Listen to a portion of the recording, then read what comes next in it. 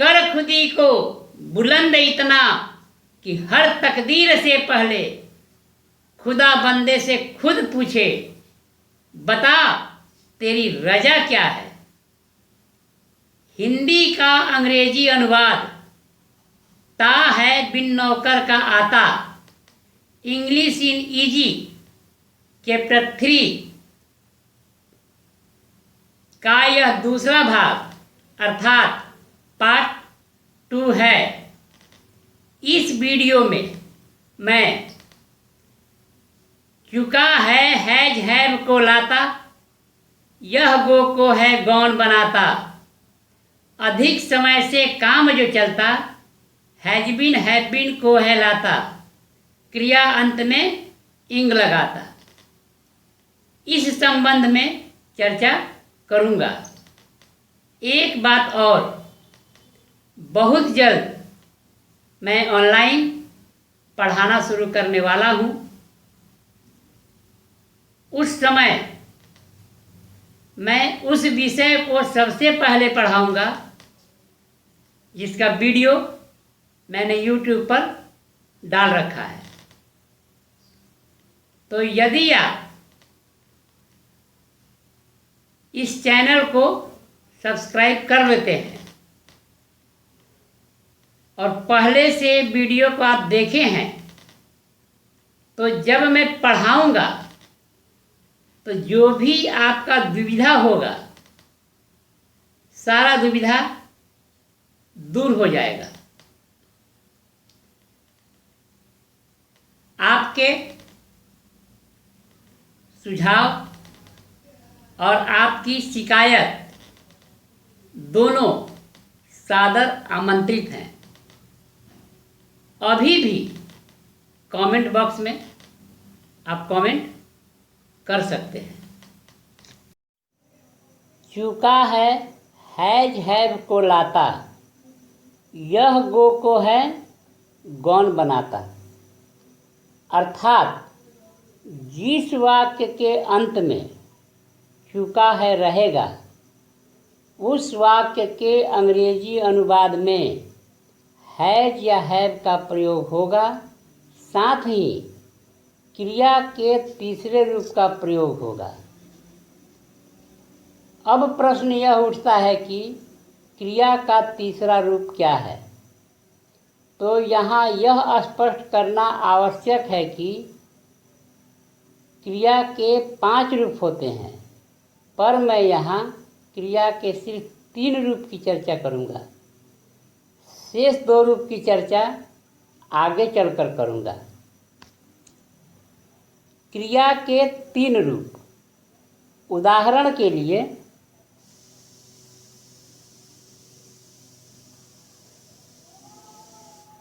जाना की अंग्रेजी गो के 3 रूप। जाना की अंग्रेजी गो, ये पहला रूप है, इसे हम प्रेजेंट टेंस कहते हैं।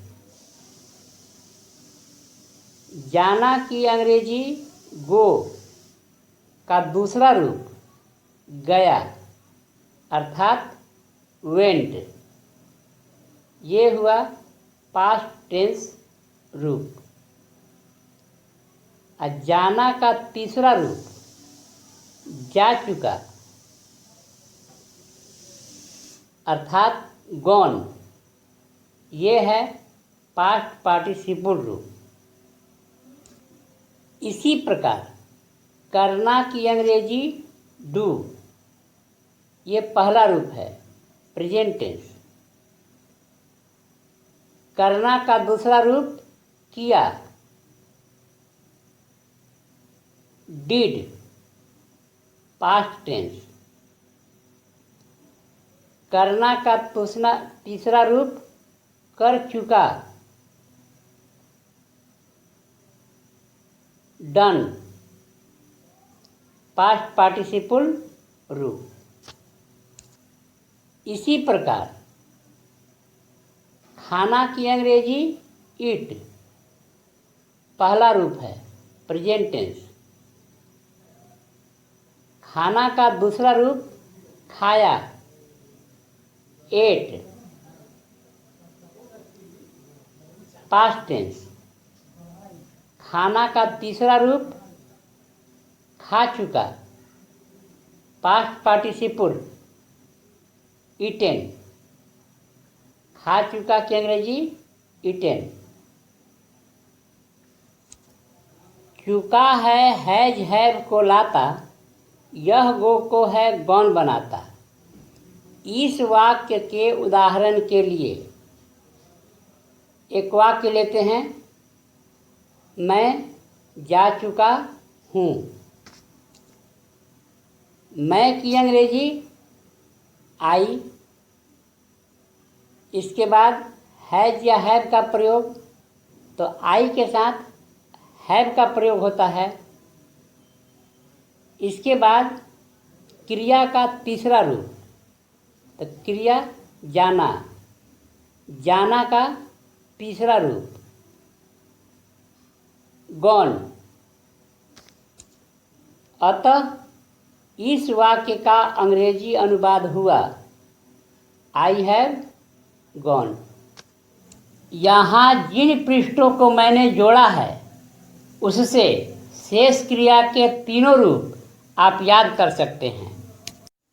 ठीक इसी प्रकार तुम जा चुके हो का अंग्रेजी अनुवाद होगा तुम की अंग्रेजी यू, हो की अंग्रेजी यहाँ होगा हैव, क्योंकि यू के साथ हैव लगता है। जा चुका की अंग्रेजी गोन, जो गो क्रिया का तीसरा रूप है। इस प्रकार हमारा वाक्य बना यू हैव गॉन। ठीक इसी प्रकार वह जा चुका का अंग्रेजी अनुवाद, वह की अंग्रेजी ही, है की अंग्रेजी हैज, क्योंकि ही के साथ हैज लगता है। जा चुका की अंग्रेजी गॉन, जो गो क्रिया का तीसरा रूप है। इस प्रकार हमारा वाक्य बना ही हैज गॉन। मैं जा चुका हूँ, तुम जा चुके हो या वह जा चुका है, तीनों वाक्य वर्तमान काल अर्थात प्रेजेंट टेंस में हैं। क्या होगा यदि मैं जा चुका हूँ के स्थान पर मैं जा चुका था, तुम जा चुके हो के स्थान पर तुम जा चुके थे, वह जा चुका है के स्थान पर वह जा चुका था। अर्थात वाक्य वर्तमान काल प्रेजेंट टेंस के स्थान पर भूतकाल अर्थात पास्ट टेंस में रहेंगे। कुछ नहीं होगा, सिर्फ हैव या हैज के स्थान पर हैड का प्रयोग हो जाएगा। जैसे मैं जा चुका हूँ का अंग्रेजी अनुवाद है आई हैव गॉन। मैं जा चुका था का अंग्रेजी अनुवाद होगा आई हैड गॉन। कुछ नहीं, सिर्फ हैव के स्थान पर हैड का प्रयोग होगा। तुम जा चुके हो का अंग्रेजी अनुवाद है यू हैव गॉन। तुम जा चुके थे का अंग्रेजी अनुवाद होगा यू हैड गॉन। तुम जा चुके थे का अंग्रेजी अनुवाद होगा यू हैड गॉन। वह जा चुका है का अंग्रेजी अनुवाद है ही हैज गॉन। वह जा चुका था का अंग्रेजी अनुवाद होगा ही हैड गॉन। अर्थात सिर्फ हैज या हैव के स्थान पर हैड का प्रयोग हमें करना है। अधिक समय से काम जो चलता हैज बीन हैव बीन को है लाता। क्रिया अंत में इंग लगाता, अर्थात जो काम अधिक समय से चल रहा है उसमें हैज बीन या हैव बीन का प्रयोग होगा। साथ ही क्रिया के अंत में इंग का प्रयोग होगा। अब प्रश्न यह उठता है कि अधिक समय का अर्थ क्या है। तो स्पष्ट है कि जिस वाक्य में समय का उल्लेख रहेगा उसी वाक्य को हम अधिक समय वाला वाक्य कहेंगे। जैसे मैं 2 घंटे से पढ़ रहा हूँ, वह 4 घंटे से खेल रहा है, तुम सुबह से लिख रहे हो। अब यहाँ गौर करें, मैं पढ़ रहा हूँ का अंग्रेजी अनुवाद होगा आई एम रीडिंग, पर मैं 2 घंटे से पढ़ रहा हूँ इसका अंग्रेजी अनुवाद होगा I have been reading for 2 hours. वह सुबह से लिख रहा है, he has been writing since morning. ठीक इसी प्रकार तुम 2 घंटे से पढ़ रहे हो का अंग्रेजी अनुवाद होगा तुम की अंग्रेजी यू, इसके बाद अधिक समय से काम जो चलता हैज बीन हैड बीन को है लाता। यू के साथ हैव बीन का प्रयोग होता है, अर्थात यहाँ हैव बीन रहेगा। इसके बाद पढ़ना क्रिया की अंग्रेजी रीड, फिर क्रिया अंत में इंग लगाता, अर्थात पढ़ना क्रिया रीड में आईएनजी जुड़ जाएगा। इसके बाद से की अंग्रेजी 4, फिर 2 घंटे की अंग्रेजी 2 आवर्स। इस प्रकार हमारा वाक्य हुआ you have been reading for 2 hours. तुम 2 घंटे से पढ़ रहे हो। इस वाक्य में के अंग्रेजी अनुवाद में सिर्फ मैं की अंग्रेजी आई के स्थान पर तुम की अंग्रेजी यू का प्रयोग हुआ। शेष वाक्य ज्यों का त्यों है। ठीक इसी प्रकार वह 2 घंटे से पढ़ रहा है का अंग्रेजी अनुवाद होगा वह की अंग्रेजी ही, इसके बाद अधिक समय से काम जो चलता हैज बीन हैव बीन को है लाता।